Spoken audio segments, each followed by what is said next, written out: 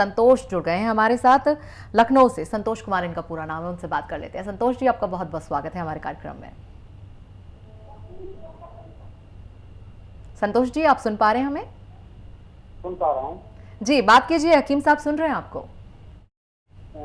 हकीम साहब सुन रहे हैं। हकीम साहब आदाब। जी आदाब। संतोष जी फरमाइए, क्या सवाल है आपका? मैं आपका कार्यक्रम बहुत ऐसे देखता हूँ कि जैसे राम जी की तस्वीर देखी जाती। जी, बहुत बहुत शुक्रिया आपका। जी बताइए। इतना पसंद करता हूँ कि जिसका कोई जितनी मैं तारीफ करूँ उसकी कम है। संतोष जी आपके बहुत बड़े फैन हैं हकीम जी, और बहुत आपकी चाहते हैं आपको। संतोष जी, आज आपने कॉल किया है, क्या सवाल आप करना चाहते हैं? आपका सच में बहुत बहुत धन्यवाद। इतना सराहते हैं आप हमारे प्रोग्राम को, इतना पसंद करते हैं हमारे कार्यक्रम को आप।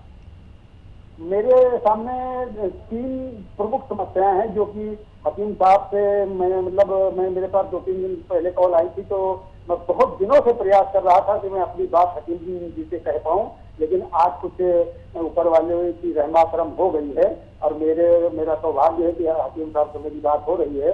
तो मैं हकीम साहब से 2-3 अपने बिंदु हैं उनको बताना चाहूंगा और जिससे मुझे बहुत दिक्कत है। जी फरमाइए, आप अपनी बात पूरी कर लीजिए, कभी कॉल कट जाए, और पहले अपनी बात पूरी कर लीजिए, फिर कोई बात करेंगे। मैं ये कह रहा था कि मुझे 3 प्रमुख परेशानियां हैं। जी, पहली परेशानी आप बताइए।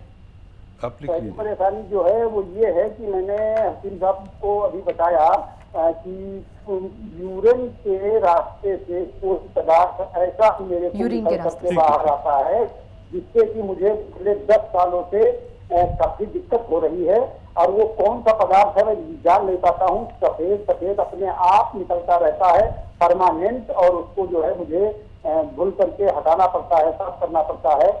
इससे मेरे शरीर में इतनी कमजोरी आ गई है कि मैं कैसे बताऊं, मैं तेज से अगर बोल भी दूं तो मेरा शरीर अपने आप कांपने लगता है जी। और दूसरी समस्या ये है कि उसको ये जो क्या नाम है स्टेमिना है, वो भी बिल्कुल तरीके से मान लीजिए हो चुकी है, खत्म हो चुकी है।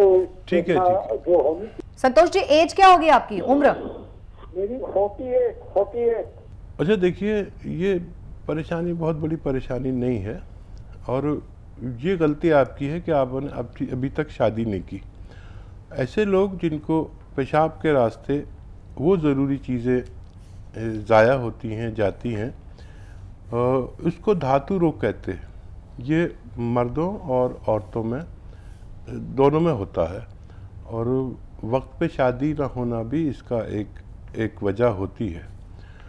अच्छा, दूसरे, जब आपने शादी नहीं की तो स्टेमिना की बात करते हैं, तो हम ऐसी कोई दवा आपको नहीं दे सकते जिससे स्टेमिना ज़्यादा हो, वरना फिर और ये परेशानी होगी। जिस डॉक्टर के भी पास जाएंगे वो और आप कहेंगे कि कोई ऐसी दवा दे दीजिए जो गर्म हो, आपको गर्म दवा बिल्कुल नहीं चलेगी। आपको एतदाल वाली यानी दरमियानी दवा चलेगी, ना गर्म ना ठंडी। मैं एक नुस्खा बताता हूँ, आप वो इस्तेमाल करें, खुद बनाएं, खुद इस्तेमाल करें। और वो ये है कि देखिए, अलसी को हल्का सा भून लीजिए, 200 ग्राम अलसी ले लीजिए, और 200 ग्राम भूसी इसबगोल, और 200 ग्राम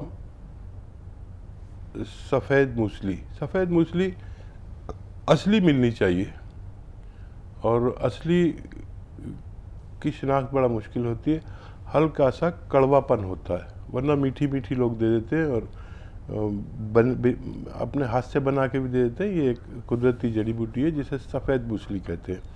उसके किनारे पर हल्की सी कड़वाहट और दरमियान में मिठास होती है। ये 100 ग्राम का नुस्खा बना लीजिए, हर चीज़ 100 ग्राम ले लीजिए, अलसी, इसबगोल की भूसी और सफ़ेद मूसली, इसका पाउडर बनाइए तीनों चीज़ों का, और जितनी इनकी क्वांटिटी है तीनों की, जितना ये पाउडर बना, सफ़ूफ बना, उससे 3 गुना शहद में इसको डाल दीजिए और खूब मिक्स कर दीजिए।